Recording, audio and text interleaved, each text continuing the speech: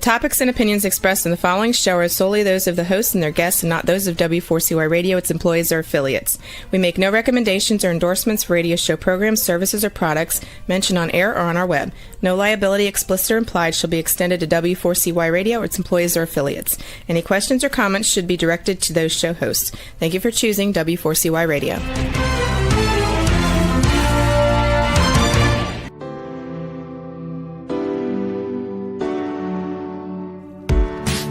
Welcome to Success Secrets Exposed. Tune in live every Tuesday at 7 p.m. Eastern Time or Wednesday mornings in Australia on W4CY Radio and Talk4 TV. Every week, Sally leads intimate conversations with today's thought leaders, change makers, disruptors, and masters of their inner genius to bring you tips, strategies, and insightful perspectives on various topics shaping our lives and business growth, revealing the human element of success and challenge.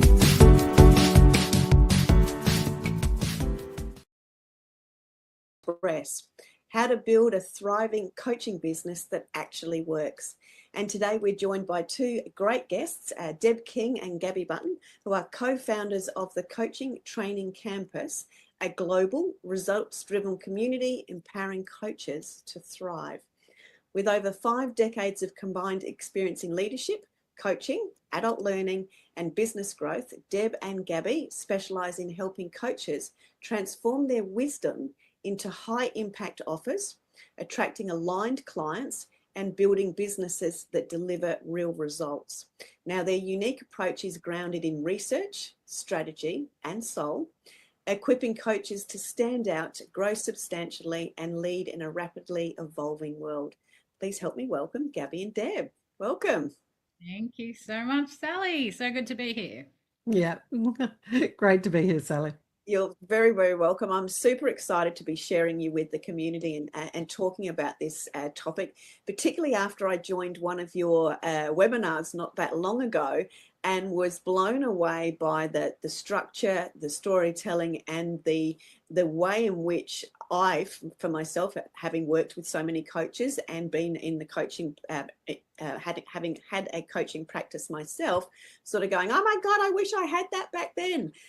So I'm really excited to share what you guys have been doing, because I think it's a real tipping point for coaches and the coaching industry. So as we like to start off with the show, we always like to start with that little bit of a backstory. So can I get you to tell your own individual backstories and then how you've actually come together? Because you actually are a very dynamic duo with very different skills that are incredibly complementary. Mm-hmm. Thank you, Sally. So I agree with you. I felt the same when Gabby shared this information with me. I was like, oh my God, I wish I knew this my whole career. No one teaches it. We have to get it out to the world. So that's actually why we're doing it. And so many coaches come to us and say the same thing after, so much training. But my backstory is I was a party animal, worked in London, in nightclubs, started on the bar, became a bouncer, then a nightclub manager. I was really, really a party animal and seeking externally for happiness. And realized that's not where you find it. I gave that a really good crack, but in 2003 came back to Sydney to become a life coach, and then been on a huge journey of personal development, spiritual development, entrepreneurial development, leadership development, all the developments. And in 2020 was going to follow my dream to live in Hawaii, and 2020 happened. But basically I got to hear the research. Gabby's got an incredible career. She can share in a sec, but she'd done this incredible research that blew my mind. And that's where we got into doing this and sharing this with more coaches. But Gab is a genius and an amazing woman. So you can tell the story. Although I love to say, don't know if she's going to share about your starting your first day of accounting, getting in trouble for laughing. Lucky she keeps laughing, but go ahead. Yeah, please share some of that. We'll unpack that as we roll out. It's true. I mean, I've quite a broad and deep background, which kind of brings lots of pieces together. But as Deb was just alluding to, believe it or not, I started out in accounting.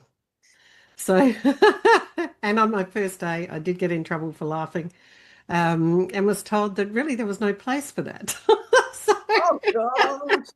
So that was my introduction, to the corporate world. But just very much a snapshot. Started out in accounting, went through that career in a corporate sense up through to financial controller, working across a number of industries before moving into the IT industry, where I really became that bridge between the techies and the business people to try and create success, because they've been, failure after failure, Mm, in that space. And I've done a lot of work in that when I was in the accounting space. But my passion in all of that was always people. So from the minute I really started in business, my focus was how do you really work with people and get great outcomes, and that was kind of the core thing that ran through, my career. mm, So was in the IT industry with a number of different companies. Ended up running one of the Australian New Zealand consulting divisions, working very much with the development of the consultants, and then underpinning all of this, because of my love for people and how we get results and outcomes, I started studying um, andragogy, which is the study of adult learning. mm. So why is it so different when we work with adults as opposed to kids, right? I'm sure we've all got lots of stories there. So that became a real underpinning thing that I started bringing into everything. And then eventually I actually went into the learning and development field, doing much more work in designing, developing training and programs to get results. I've worked with a number of the larger institutions like the Australian Institute of Management. Mm. I have created and delivered training for a number of the universities and, large and small companies around the globe. And then basically COVID hit. Yeah. And the industry went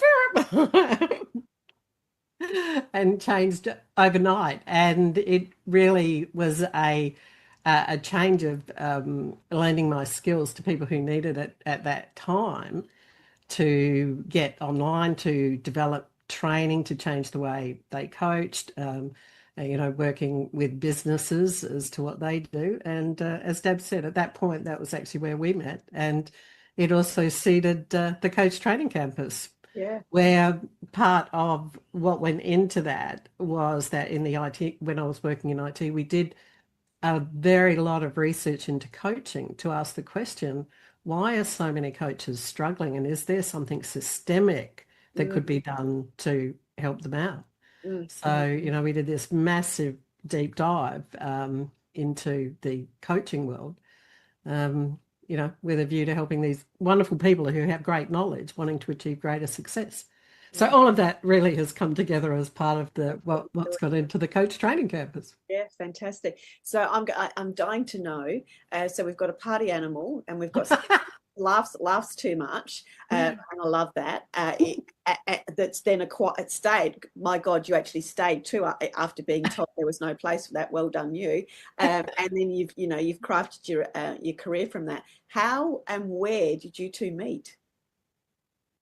So there's an amazing training called Money and You. This is the longest running Yep, entrepreneur training that the Who's Who've done. Tony Robbins, Robert Kiyosaki, Jack Canfield, like the list is huge. it is. And when you have done that training, you can do it anywhere in the world for the rest of your life. And Gab had done it gazillions of years ago, not gazillions, but whatever year you did it, Gab. I think it was one of the very first cohorts. It was well over 20 plus years ago. Yeah. And so I thought I'd just test the theory, because they were doing one again in Australia. And I thought, oh, I wonder if even after that long they'd let me go back and see how it is now. Yeah. Yeah. Yeah, so 2019, Gab came to the program. I happened to be there. I was working with the team that had brought it to Australia, and we got to meet, and then we stayed in touch. Yeah. And so, yeah, it's pretty interesting. And we both have so many passions in terms of really want to shape the future for the better, and do things differently, and we are kind of rebels, and Yes. so Yeah. there's a lot of amazing alignment that Yeah. unfolded into what we're doing now. Yeah, and that with that alignment and that difference, but the alignment and the collective of how you two come together was very, very evident to me when I was on that webinar. So that's part of the magic of working with you guys and sort of seeing that sort of roll out. So I it's definitely something, even as an outsider, you can feel and see as to why you work so cohesively together. which is awesome. So Thanks. let's talk about, because I know and I know you've dived into the research, and we also know statistically coaches often don't make a lot of money. And you've talked about that 99% of coaches sort of stay stuck. So can I ask you to unpack what is occurring in the coaching industry, and why are so many people staying stuck at that sort of initial stage before we deep dive into the deeper conversations? I might You kick go. that off, and Pick that one then off. Yep. Deb can add to it. There are so many reasons, but if we sort of get to the core of it, I guess there are two things. One is that coaches are led to believe it's very simple to make money out of coaching. So, and as you dive more into the coaching research, most of it comes from coaching institutes and others. So it's not really in their favor to be telling the whole truth about what's happening in the industry. And then what actually happens is when they realize it's not working and they go to reach out inevitably to learn marketing or business skills, that what happens is that training is based on typical entrepreneur training, and typical entrepreneurs tend to start with a problem, find a solution and make money. Coaches start with something they love, their expertise, get it out in the market and hope they'll make money. So we do it the wrong way as coaches. Wow, that's so insightful. That is incredibly insightful, and that's so simple. I don't want people to miss it. Can I ask you to actually just repeat that as to the difference there, because that is profound, and so many people are going to miss that. So I'm going to do a Sally nag here and ask you to repeat that for me, please. No worries. So when coaches get stuck, they naturally reach out for training and development, particularly in business and marketing. But most of that is based on the entrepreneurial model of business, which says find a problem, provide a solution to make money, right? So, and if that doesn't work, what was that, Deb? Profitable niche. A profitable niche, that's right. And if that doesn't work, then you pivot or you do something else. So you might go from, doing an offering of a new health food product to working in weight loss to, opening a corner store. Who knows? But it's about the problem and making money. Yeah. The problem with coaches is we invest in something we love and something we want to make a difference in. We don't go and analyze the market and go, oh, I think I'll just go and analyze the market to see what I should specialize in order to create a problem. And I'll find a problem first that's got a profitable niche and then do it. And right? then, yeah. We go, oh, I am so passionate about helping parents and I've learned so much. I'm going to get out there and do it. And the industry says, we can make so much money out of it. So they go and do it. But having got out there with your expertise and what you love doing, you now have to find the market. So we have to reverse engineer. We have to go, where is the market that wants and will pay for these services? How do we reach it? And that is very different. And that's why a lot of coaches, and I'm sure Deb will like speaking to this, we see get stuck. They've gone out, they've done training and they're stuck on their avatar. Someone's told them they've got to find their exact avatar and the problem they're solving. And Yeah, and I've been in training rooms when someone's asked that question, what's your avatar? And you see all of the faces. And for those that are listening in and not seeing that facial expression, that was the deer in the headlights and the oh my God, or the holy moly moment. Yeah. Good description. Yeah. Deb, did you want to add to anything to that? I feel like Gab said, there's so many reasons, but that is such a key one that, key two reasons really, but coaches haven't been taught the right stuff, basically. That's why when Gab shared the research of what really is needed, what clients really want, and how to do what the thriving coaches do, the structure and tools and principles, when you understand that, it just is profound, and most coaches haven't been taught it. That's basically the challenge. I'm just remembering some of the things that I was taught in that journey, and it's been the roller coaster ride. Launch 20 things, 3 will stick. Right? Oh my God, really? launch 20 things a year, 3 will stick, right? Oh, no. And then as a result of that, my market saying to me, oh, so what are you doing now? Which is code for you're really confusing. And as much as I love you, so Such a good point. Confused people don't buy. correct. So, yeah. But it is interesting, that idea of launch for anything. I think that doing more potentially can lead to some results. And potentially a lot of coaches aren't having enough conversations with people. That's another thing. But, you know, doing that much at that volume and that speed, definitely. that's just so fatiguing. And thinking that thinking you can just post on social media and that's going to work. Like, and I think, you know, that's another key thing that comes out of it and came out of the research is because of this confusion in how we create businesses, they don't have a proper path. They're jumping all over the place. It takes a lot of time and effort to create product. The last thing you want to be doing is creating a bazillion of them. Like, you want a much better defined path to get into the market. And when they get stuck, they tend to jump to the loudest voice that's promising the most ridiculously fast outcomes.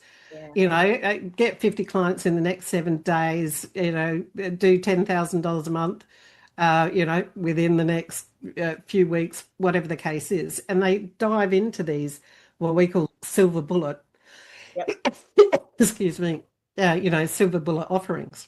Yeah, very much so. Seen that where in the rooms, which run to the back of the room.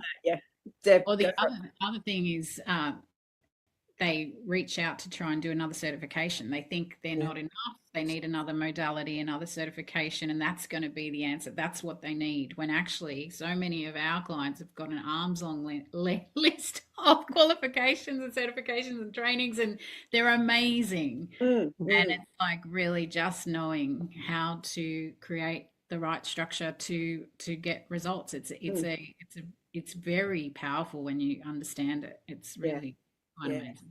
Yeah, and I can really appreciate that from being in the, I'm going to call it the content space, but let's call it, what I do is the asset space of creating and creating those elements for people.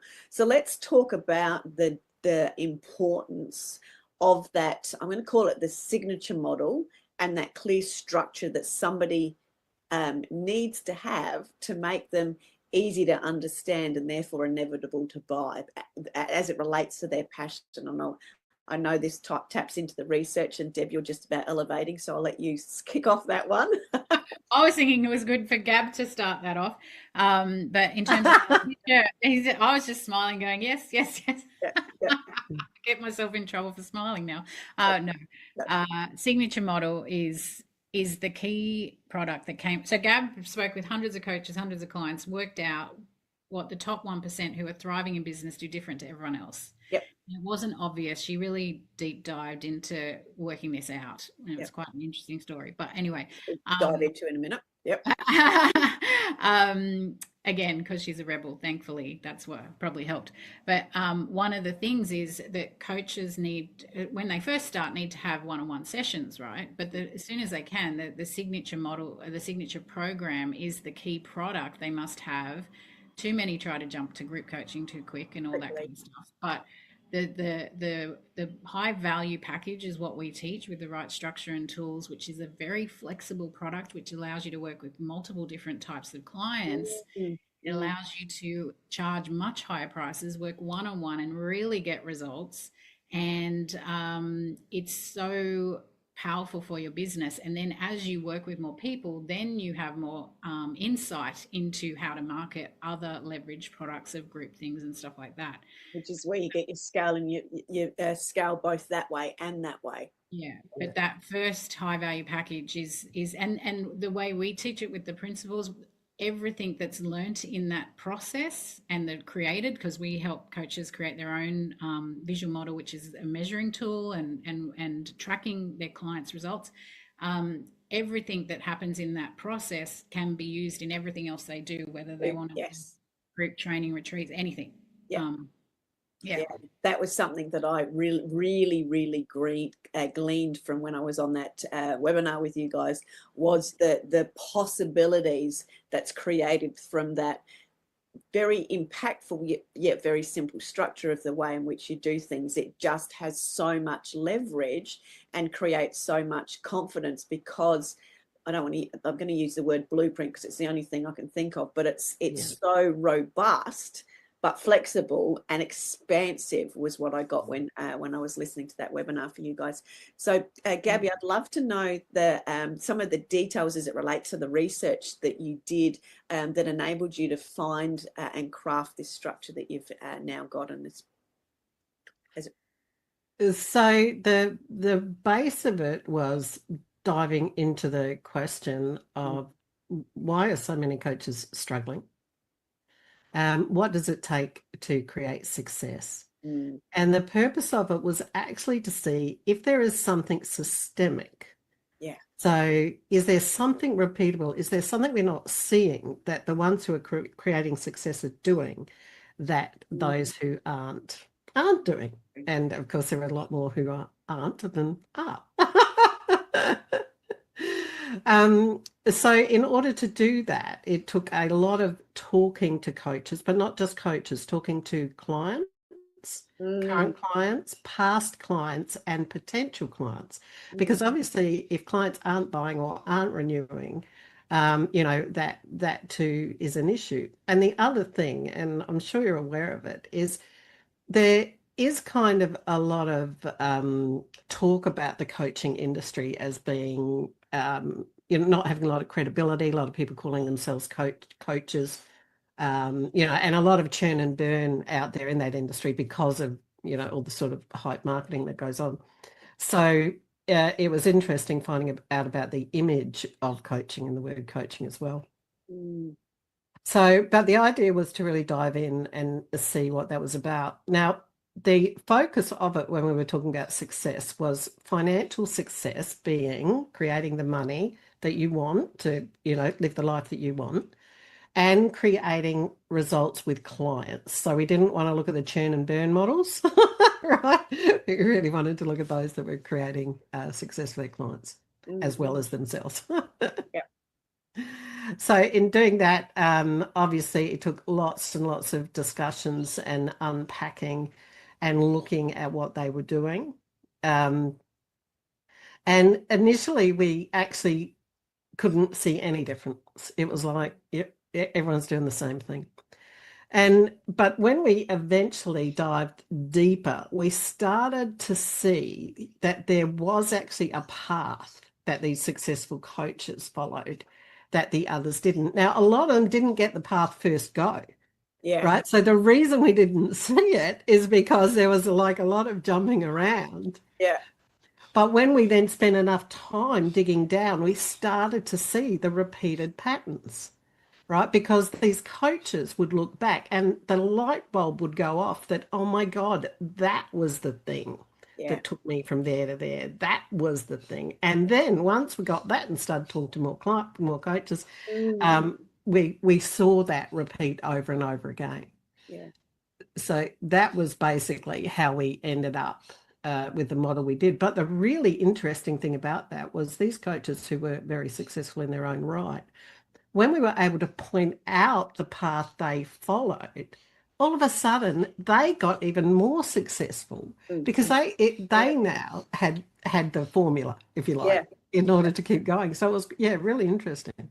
So it almost sounds as though it was an accidental formula, and God bless hindsight and looking back and all those lovely joining the dots retrospectively, like Steve Jobs tells us, was in actual fact the secret sauce for their own confidence and momentum, because they weren't just living it and doing it intuitively or instinctively. They could actually see what they were doing, and that visibility of being able to see it just gave them another level of confidence. It isn't even the right word, but just empowerment, because they knew that they had something. So I'd love to just love to have a bit of an example of somebody, if you can tell a story around where that light bulb really went off, because having worked with clients and with the legacy leavers that we all do, you know, you can see when that light bulb moment goes off, and then you know the impact of that. I'd love to hear a story of somebody where you've seen that and then you've gone on and seen what they've done next. From the research or just in general with the clients? Either or, entirely up to you. Well, I'll share a story from the research. Maybe Deb would like to share a story of those light bulbs going off, you know, with the clients that we work with, because you're right that, you know, we also hear this whole imposter syndrome and lack of confidence in owning who we are and our value. And when you follow this path, what actually happens is that confidence gets there, not because we're working on trying to change our beliefs, but because we see and we understand the value that we bring to the table. So I think for me, in doing the research aspect of it and seeing even with these successful coaches where their energy changed, right, through the process, was the very first part of the framework is about unpacking your expertise, understanding what you're really bringing to the table, your signature models, so that, you know, because one of the things, just as a quick aside, that came out was the coaching industry, like life coaching industry, limits the term of what coaching is, and we totally have to change that. Because coaching, Deb will talk to this more in a minute, maybe if she just makes a note, because she can also tell a good story around that. So we need to expand the concept of coaching to include coaching, training, whatever it is we're bringing to the table, basically, in order to help someone get results.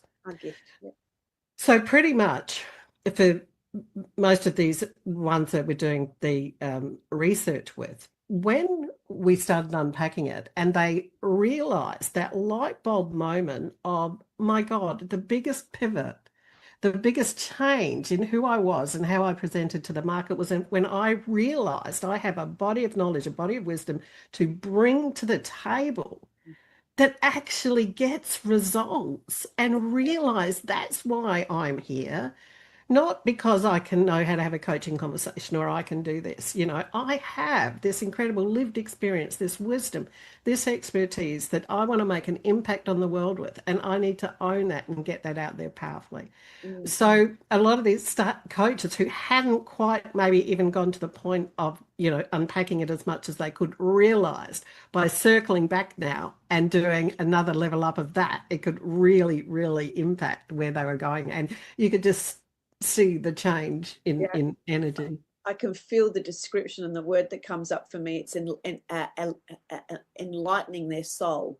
It's setting the fire to their soul, because they can actually now it's landed for them. It's in them now. It's no longer external and things that are wanting. It is actually in them now. Yeah, they can feel very it. much. Deb, over to you. I love the enlightening their soul. I'm getting goosebumps over that.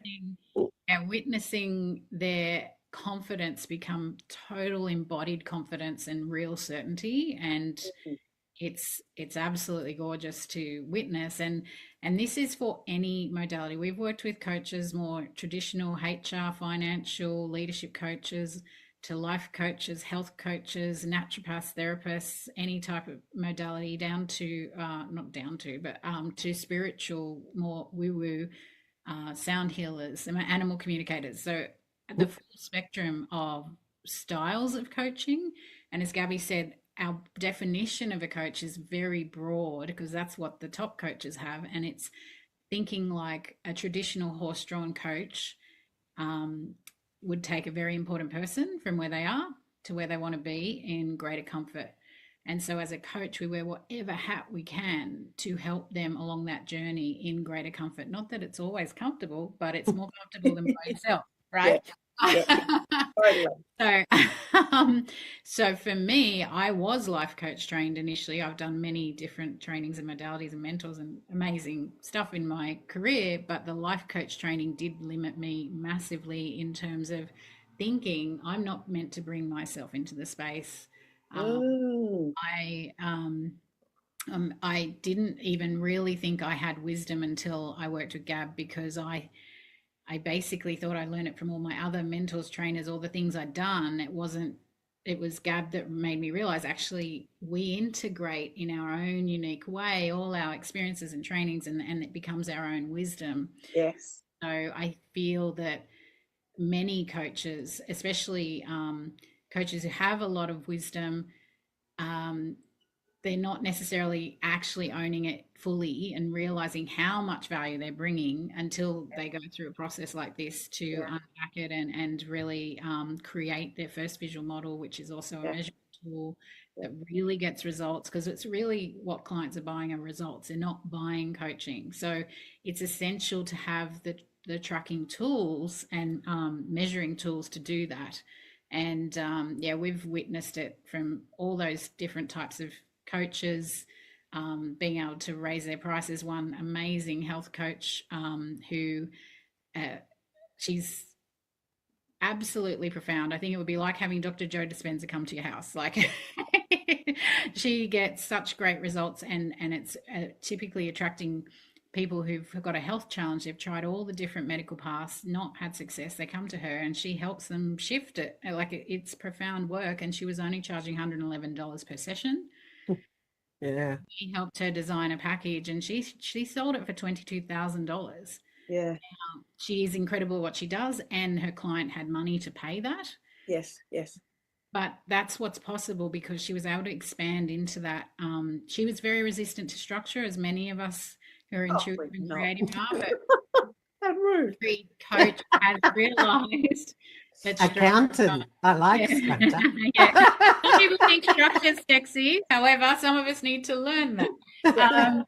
But yeah, so we've had all sorts of coaches, and it doesn't have to be a package of that high, but like even the packages of 3,000 or 5,000, 6,000, that is so much more than what they were charging before, and it helps them actually finally have a sustainable business and without burning out as well. Yeah, and I'm going to just pull up the rebel and the structure scenario, because guilty as charged, etc. But I remember one of my coaches saying to me at one point, and I think this is a really good description as to the good that comes out of structure. And we were just having a general conversation, and she said to me, "Sally, do you like the word discipline?" Now, had she said that to had she said that to me 3, maybe 5 years ago at one point, I would have just done the face that Deb just pulled, which was oh, yuck, no, don't even mention that word.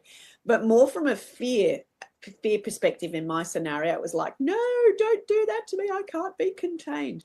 However, because I got more structured, and this wasn't under great coaching at the time, but it was just, suddenly realizing and seeing some of that structure, I had started to really lean into the discipline of routine, we'll call it routine, and having certain things in certain ways. And the reason I was leaning into it was because I had certain things in certain ways, and I was getting personal results and client results. So, just sort of adding to that little bit of the story. So I'd started to really lean into that. And the rebel in me now leans into that, because the more I lean into that, the more I can get back to the party quicker. Yeah. And serve clients quicker. So I think for those coaches that pull that face when we use the word structure or discipline or whatever, there is so much opportunity in just a small amount of that to refine and define the racetrack so we can move faster or more impactfully. Yeah, very much so. Very much so. So much more ease, so much more freedom, so much more joy. It's quite profound. And especially when it's the right structure. Yes, exactly. That's what we've uncovered. So yeah, for any coach who kind of isn't thriving, this pathway is actually probably what they need. Yeah, absolutely.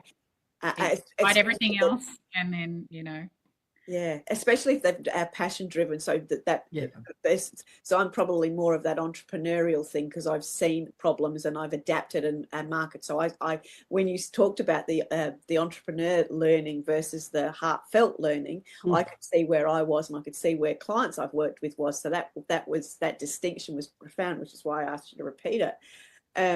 But I do think you know, we're starting to really unpack now some of the common challenges. So I'd love you to really talk to that person that is doing that is the rebel, that is really heart-centered, that has massive amounts of things, but they're almost not scared, they're almost scared unknowingly of the structure, because they're in that thinking of, I just need to go and get another certification, that'll fix it. So how do you help them overcome the opportunity to see what's possible for themselves when you're really talking, when you sit down with somebody? Now, I know I experienced that at a top level when I was on your webinar, but what when you get to speak to somebody, what's some of the common stuff that comes up for them that you help them work through? Well, I think another thing that some coaches fear is, oh, all my clients are unique, and I'm intuitive, and I work, do it in the moment, and da da da da. But we have helped so many intuitive coaches with this, because this structure is more a container and principles. Yes, it's not at all rigid. It's really an understanding of what is essential for them to serve their clients at the highest level. yeah. So typically, they aren't explaining what they do very powerfully. They're not got a high value package where they may have, they've got one-off sessions, or they may think they have a package because they've got a bundle of discounted sessions. That is not a high value package.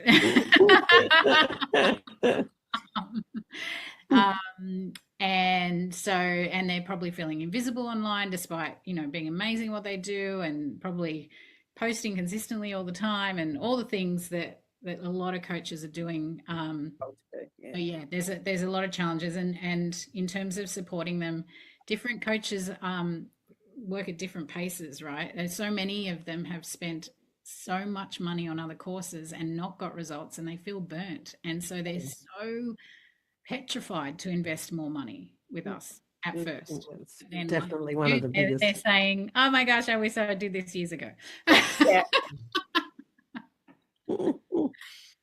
Gab, did you want to add to that? Yeah, I think probably one of the hardest things is that a lot of coaches have spent a lot of money on other programs and feel really, really burnt and ready to reinvest. And they're scared of not getting results.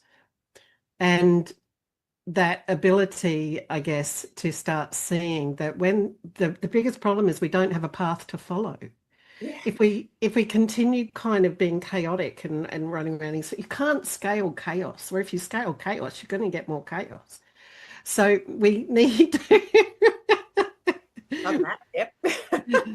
So appreciating that what we give you is that path to get off that roundabout. There is a path.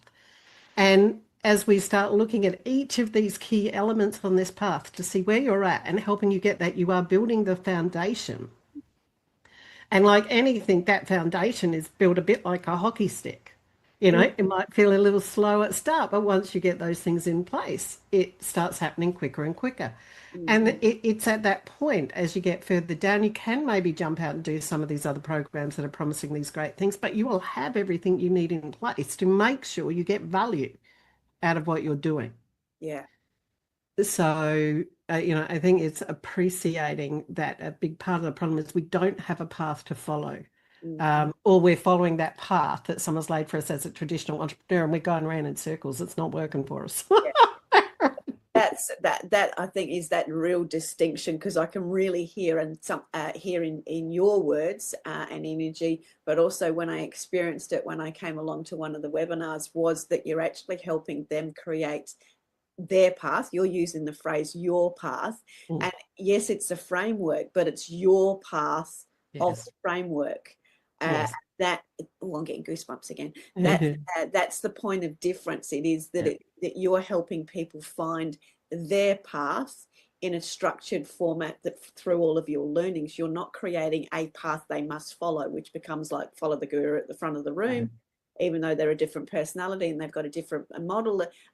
We all try to be the cardboard have tried to be the cardboard cutout of the guru at the front of the room, and then wonder why it's not working, because they've got completely different personality, completely different everything's.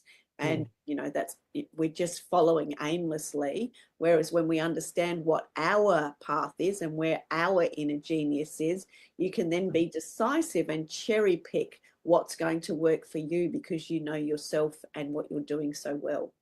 Absolutely. And that extends to marketing as well, where when you learn the general principles and rules, but then what works for you? What do again, if we just, you've got to be on social media, you've got to be on Facebook, you've got to have a Facebook community. Again, we're running around in circles. When we look at that path, when we understand the key principles, when we lean into what lights up our soul, then we go, actually, this is what I prefer to be doing. Okay, great. How do we make that work? Yeah. And you don't have to be on Facebook if you don't want to. And I'm going to add to that, because one of the questions I always get asked when I'm speaking is, well, how many times should I be posting? Exactly. Is it 5 days a week? Is it 7 days a week? Is it across all of the platforms? And I've got clients that have every scenario. So it's you need to post on the platform that you love, where your clients are, and you will work out what your frequency rhythm is. Now, I've got some clients that post once a week on a Sunday at 3. Then I've got other clients that do it, a couple of times a week, and others that do it 5 and 7 times a week. But when you know the path and your audience intimately, and you know your inner genius, you know what is going to leverage and move you forward, and you don't have to be in that chaotic thing of, I've got to do this, I've got to do that, a blah, a blah, a blah, because that's just super tiring and pain in the ass. Yeah, totally. Yeah. So based on the transformations that you guys are crafting within your programs, I also understand that you've got a community element to what you're doing. Can I ask you to talk a little bit to the community that has evolved and is accumulating around you guys and each other? So it's very much a community of coaches who have real wisdom to share, a desire to make an impact and create a business that really lights themselves up. The reason we moved very much to a learning community model is that things don't happen overnight. So by being part of the community, and it is a learning community where we come together every week to do group coaching and training, and we are working on that framework in the background. So everyone's looking at that path and where they're at on it. So we are learning from each other, which is very powerful. Yeah. And then we have all the tools and training that sit under that, so that when you're at the right time for that next piece, it's there. Yeah. We've got step-by-step guides, tools, training, so you're fully supported. Yeah. At learning from us as the experts, as well as each other. And within that, we continue to develop more and more training and tools in the background, so that we can get the best results possible. Our absolute vision is to be the world's number one learning community for coaches to really get results. Yeah, fantastic. Deb, please add to that. The other piece is, we're not meant to do things alone. This world is changing at a rate of huge tsunami is hitting us of change. It's exponential, right? And we need to come together, especially as humans, to bring out the best of our humanity and support each other and collaborate and find fresh new ways and lead and shape the future. So we're very passionate about that in terms of leadership and shaping the future for the way we feel. We all have such magnificent potential and power within us to support shaping the future, because anything is possible. So every single one of us can step up now and be part of creating a better world that is the world we want to have, what our hearts want. And so the best way for us to do that is definitely in community that's like-hearted and supportive, and definitely with a very strong focus on what are we learning. Because I love one of the things Gabby's quote is, we don't learn from experience, we learn from reflecting on experience. Yes. The amount of us who are coaches who can help our clients reflect but forget to do it ourselves. Yeah. How, so when you're coming into this community and regularly every week reflecting, learning, like really noticing what you're learning, but hearing what everyone else is learning, and kind of, it is super, super powerful for a co-creation of truly what we want for the future. Sorry, Gabby, I'll let you go. I was going to say, yeah, and if I could just add one thing there that Deb said, which is so important now. We're in a tsunami of AI, and we're at a point where we really need to look at what is the future of coaching. How do we get out there powerful? How do we keep the humanity in it?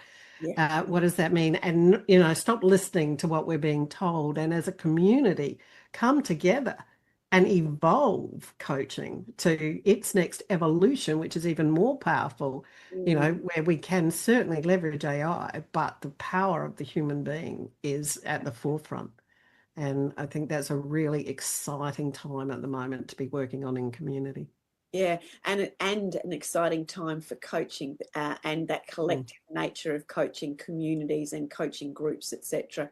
Because I'm seeing a shift of people really, really gravitating to, their inner circle or their collective of people, and that tacit knowledge that gets shared when people are in the same room. And one person does something one way and shares their success, and somebody else picks it up because they go, oh, I could probably do that, and they leverage it based on their way because of their path. That cross-pollination just really helps to create that sort of slipstream. And I had a question I was sort of wanting to ask, sort of leading into that, which was around when the collective community comes together and they're having their learning, what do you guys see happens differently, just particularly as we were talking about social media, and we've now just touched on the AI thing, and then we've got AI and social media. Same scenario there. So when you're seeing people coming together that are this lighthearted and they're having these great conversations and they can see their value, but they're communicating collectively, how do you see their messaging transform as it relates to the messaging that they put out to their clientele and the interactions that they have with their clientele? And how are you seeing that either simplify or improve? What do you see as it relates to that messaging piece that happens when people have got their community that's got their back and understands them? What transforms as it relates to the communication with clients? There's an embodiment of value and power and confidence that I don't think can come through any other channel. You see the change in energy of ownership, of that expertise like we were talking about earlier. And then with that, especially because of the way we work with the framework, they're understanding that there are two very different pieces of communication. One is owning that expertise and getting out there very powerfully, but the other is understanding that clients might not understand where your expertise fits in their life yet. So much more powerfully speaking to the client as if you're in their head, and really starting to basically get those two pieces coming together much more powerfully. And it's such a profound shift for so many coaches. So when you're in community and you're hearing others say it, you get the penny drops a whole lot more. Yeah. Deb, please add to that. Sometimes it's easier to see it in others. We're all mirrors of each other, but when it's for someone else, it's more obvious than when it's for ourselves. So it's just really beautiful, supportive, and but very profound in terms of better results. Like, I think, did you just use the word slipstream? It is a pathway that it really does support much better results in terms of on so many multiple levels. Yeah. And that coming together just helps each other magnify each other and the impact, etc., that they're creating there from there as well. So I've got three at the same time. So we've talked about not. I think there's some really key takeaways there that I'm just going to recap, and then I'm going to just open it up to you guys. I think the key takeaway is, if we go really outcomes related, clarity sells, Yeah. both to yourself and then to your ideal client, and that articulation through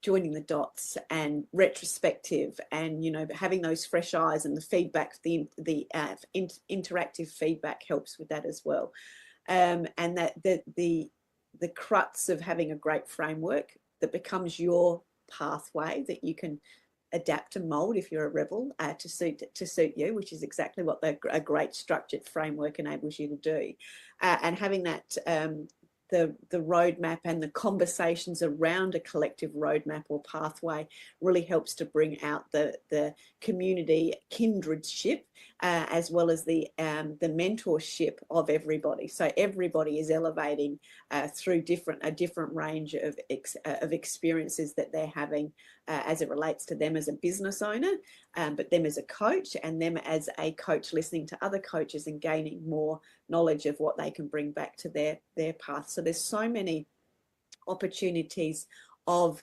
evolution, revolution, and that expansion that occurs in community in general, but it seems to be incredibly profound within your community because of all of the things that we've talked about today. Yeah. Is there anything that we haven't brought to the table that you would like to bring to the table, as it relates to just sharing a little bit more about what you do with the audience? I know, Devon, I might get you to chat to the link that we'll share, as well as describing that, if you can just share some of the information around that new link that you've got as well. But I'd love to hear anything that you feel we haven't quite touched on yet. I do have a pretty profound story from the research, which, really is a huge talking point with coaches, and it's to do with achieving results for our clients. So clients don't buy coaching, they really buy results, right? That's why they're engaging us. They want some transformation in their lives. And when we were doing the research, we're doing research with, leadership coaches, spiritual coaches, professional, all sorts of coaches. But I was told, don't bother talking to sports coaches because they're a totally different breed, right? So being the rebel I am, I thought, do you know what I need to do? I need to go and talk to sports coaches, right? Yep. And so as I was talking to sports coaches and some of the really top coaches in their field, this discussion of results came up, and basically how the great coaches in sports are obviously the ones who get the great results. The teams win, the athletes win, the Olympians get gold medals. Results is really important. But in a lot of our communities, results is a very scary word because we kind of can't guarantee, if you like, outcomes for people, right? So went down this rabbit hole, and it was fascinating to learn how these great coaches tracked results, how the sport coaching industry was transformed with the introduction of technology that helped them track results, right? So your average coaches went from here to great coaches because technology told them what to track, basically, and how to track it, and it transformed it. So when I started then talking about results to these other coaches we were doing the research with, what unpacked was amazing. And it was that these coaches of all, different genres, they did track results. It's just that the way we think and talk about results as different sorts of practitioners, healers, guides, is very different to sports coaching, where it's very, run this far in this time, get this many goals, have this many touches, etc.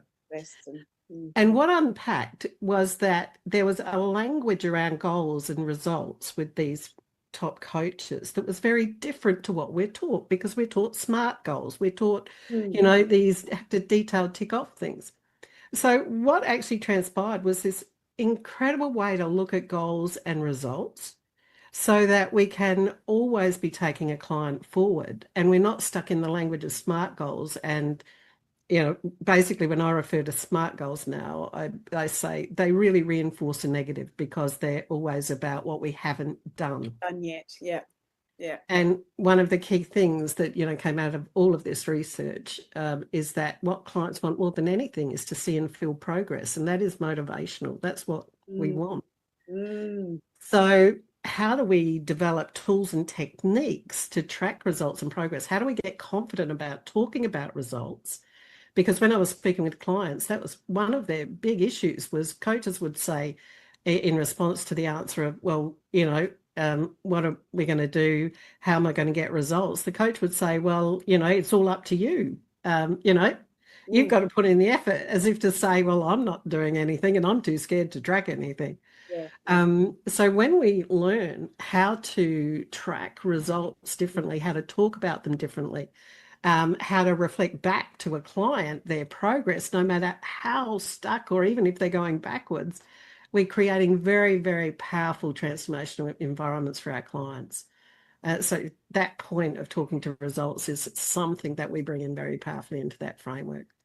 Deb, I'm just going to pause you just for 2 seconds because I think that's incredibly insightful as well, because that ability to track and then have that conversation with the client is actually enabling them to be reflective and also join the dots retrospectively, which gives them the same visual element and buy-in element and embodiment that it does the coaching program that you're creating for your clients, and that's where they're then tracking it. So, yeah, that's super profound. Thank you very much. Deb, over to you. Sorry, I just had to jump in. Well, that piece is one of the main ones that blew my mind when Gabby shared with me, because I was always really good at the coaching conversation piece. I can have someone have a shift in that session where when they have a shift, it's like they transform into a butterfly, right? Yeah. When we become a butterfly, we embody that new state and we forget what happened before that. Correct. So butterflies fly away. So coaches, it's our job to actually really be able to show the journey in the cocoon, and these measuring tools that are really beautiful to create just make all the difference. Basically, it's very, very profound. So it does lead into, that's where we start. We start with helping coaches unpack their unique intelligence. We call it the orange zone. Yeah. They create their first visual model and a measuring tool. Then they connect to what does their audience really care about most, that they're willing to pay for, and the language they use to talk about it, and then design the high value package and other structures and systems and tools to make it easy and tracking results. Use AI to fast track it all, and then continue around that path. You asked me about like the link that we have is a link for a free video. It's an interactive video, so you can choose where you want to watch next. Your own adventure. Nice. Yeah, to choose your own adventure video, and it does show the model that I just verbally said, but in a bit more detail. And it also leads on to what we call the Coach's Mastery Scorecard and Roadmap, the CMSR. This is an amazing place for coaches to start wherever they are in the world, because it's online, and they get to rate themselves in the 10 key areas of our model that are critical for business success. They get to see exactly where they are now, and then there's an audio course to support practical actions they can take right now based on where they are, so that they can really move forward and get a sense of what the path is. And then if they want further implementation, come talk to us about group coaching. Remember, if you want to be sought after and sold out, as well as being known as the obvious expert in your industry, you need to speak with Sally, our host of Success Secrets Exposed. Sally is the founder of Monetize Your Content, a done-for-you content marketing agency that helps you be easy to buy. See you next week on another episode of Success Secrets Exposed. Tune in live every Tuesday at 7 p.m. Eastern Time or Wednesday mornings in Australia on W4CY Radio and Talk4 TV.